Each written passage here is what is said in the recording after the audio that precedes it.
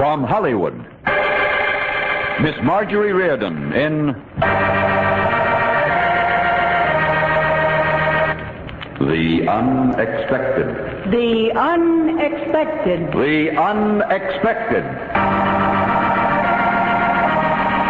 Life is filled with the unexpected. Romantic, tragic, and mysterious endings to our most ordinary actions.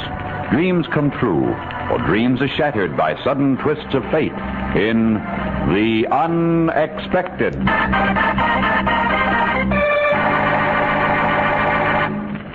But first, a word from your announcer.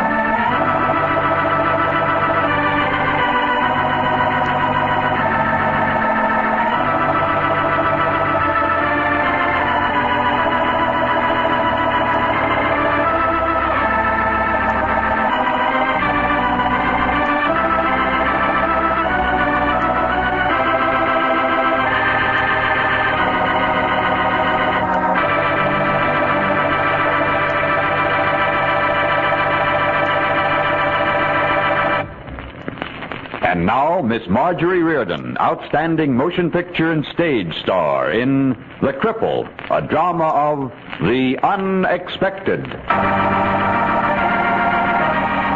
Alice was always helpless. Even as a child, she needed someone to look after her, to sit with her, tell her stories, and see that she took her medicine. At first, I didn't mind. It was like a game playing older sister. But as the months and years dragged by, I learned to hate her and wish she were dead. Put the blanket over your legs, Alice. I don't want you to catch cold. Yes, Amanda. Now, is there anything you want? I'm going shopping. No, dear. Nothing. Are you sure? Quite sure. Well, then I'll be back in a few minutes. All right. Oh, Mandy. Yes? Do you suppose you could stop by the lending library and get me another book? I've nearly finished this one, and I won't have anything to read tonight. Why didn't you say so when I asked you if you wanted anything? I didn't think of it. If it's going to take so much effort, don't bother. What sort of a book do you want? Don't bother, Amanda. Very well, I won't. If I could, I'd get it myself. You'd think a sister would be a little more considerate of a cripple. Oh, I told you I'd get the book. Now, for heaven's sake, what do you want? Nothing. Nothing at all. Just want to be left here, alone and helpless and crippled. That's what I want. Will you stop saying that you're crippled? It's the truth, isn't it? What difference does it make to you? I'm the one with the twisted legs. For the last time, Alice, I don't want you to mention your legs again. I don't ever want to see them again, and I won't. Do you hear me? I won't. Oh, yes, you will, Amanda. I know you hate anything that isn't perfect, and you hate me. But you'll look at my legs. Look at them, Amanda. See, I'll raise the blanket. Oh, look at my legs and know that they'll be a part of your life as long as they're part of mine. Amanda, you'll take care of me as long as you live. No, only as long as you live, Alice. Yes, Amanda. I know. Oh, why have you lived so long? You're half dead now, wasting away a little every hour, feeble and useless. You're not alive. Why don't you give up and die? I stood there trembling and felt the blood drain out of my face. Then I turned and with my lips pressed tight together walked from the room. I had to get away from Alice. Every time I looked at her, I felt a loathing disgust. But I couldn't leave her. I couldn't afford to. Father had seen to that. He'd left all his money in a trust fund, and I could use it only so long as I lived with Alice and took care of her. She'd been his favorite, and she'd used her twisted wiles on Father to trap me. It wasn't fair.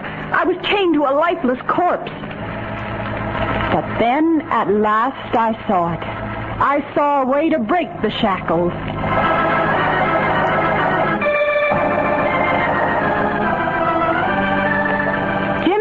was young and handsome and rich, the answer to a maiden's prayer. And with luck, he might prove the Prince Charming who would carry me on a white horse to a beautiful castle, away from the hatred that had become a cancer on my soul, away from Alice.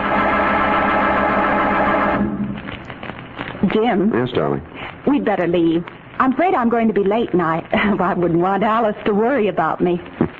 You're always thinking about your sister, Mandy.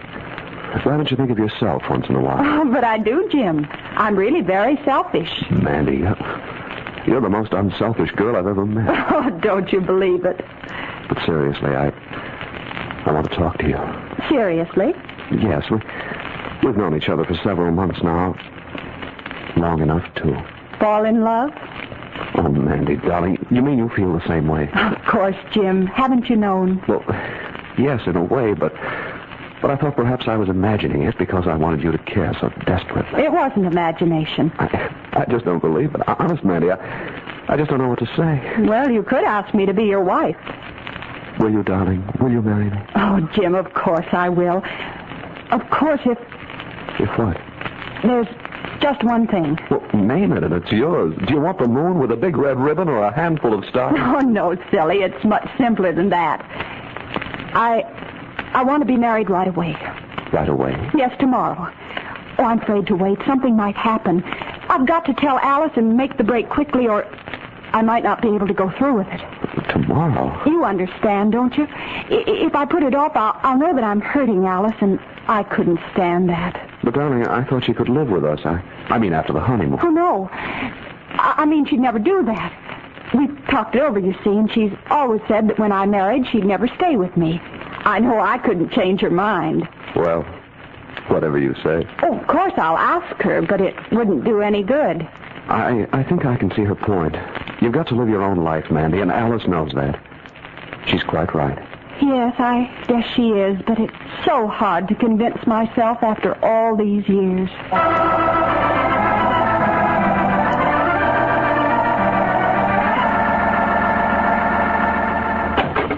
Are you still awake, Alice?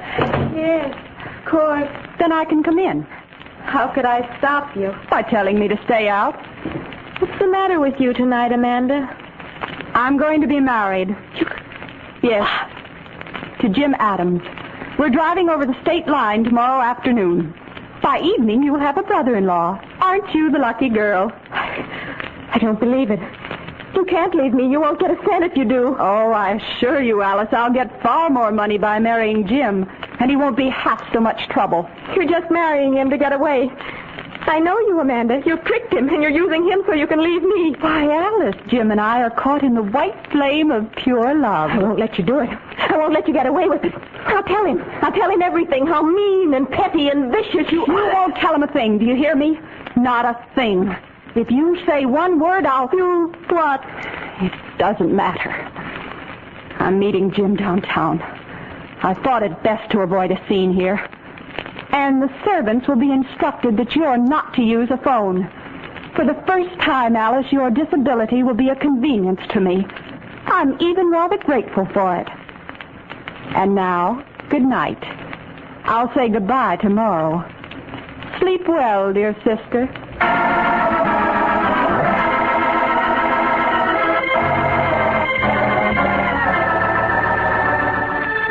The next morning, the blushing bride awoke. Dressed carefully for the occasion in a quiet gray wool suit, added a blue scarf, a new handkerchief, and a diamond lapel watch borrowed from Alice. Something old, something new, something borrowed, something blue. I called the apartment house garage and told them that I was planning a very special trip, that I wanted them to check my car, go over it carefully, and leave it in front of the building at 4 that afternoon. Then I had breakfast, ordered a taxi, and went downtown trousseauing. When I got back to the apartment, it was 4:30, and my cream-colored convertible hovered at the curb like a waiting Pegasus. My extravagant parcels and I bounded into the elevator, sped upward to the proper floor, and hurried into the bedroom. It took only a few minutes to finish packing. I decided not to say goodbye to Alice. I didn't want to see her again. Amanda? Amanda, is that you? I've got to talk to you, Amanda. Don't go without seeing me. Amanda! I closed the door. Amanda, I've got to talk to you. Then I closed my ears and hurried downstairs.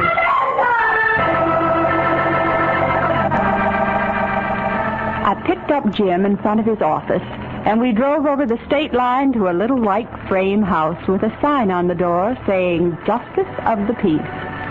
Then, half an hour later, we were married.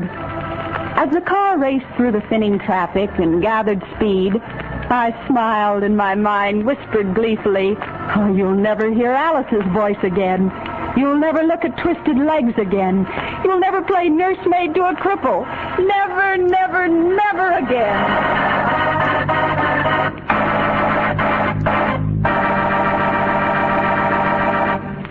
You think the story is over, don't you? But wait. Fate takes a hand. Wait for the unexpected.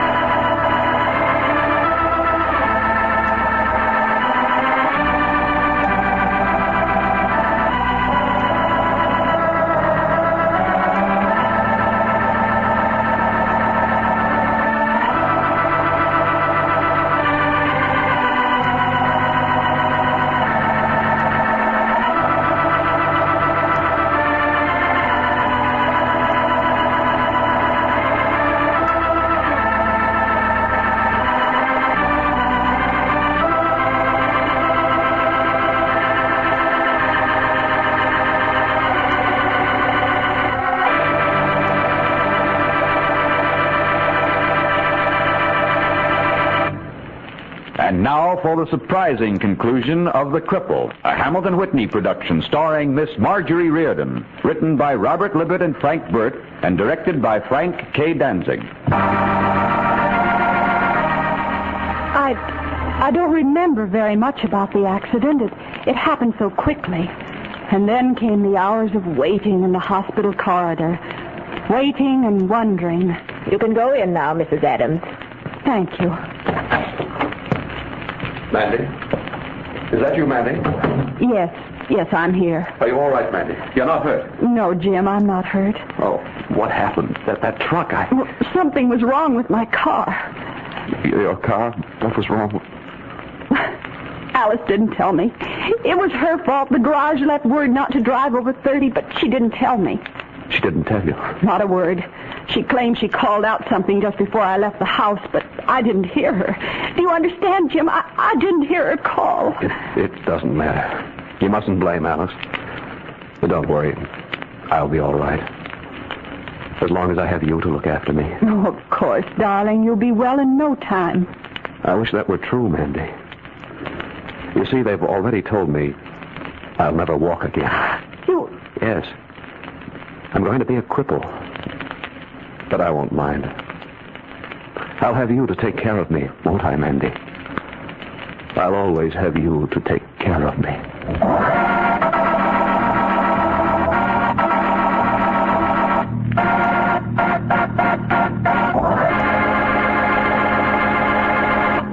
The Cripple starred Miss Marjorie Riordan. Listen again soon for another of your favorite motion picture stars in a drama of the unexpected.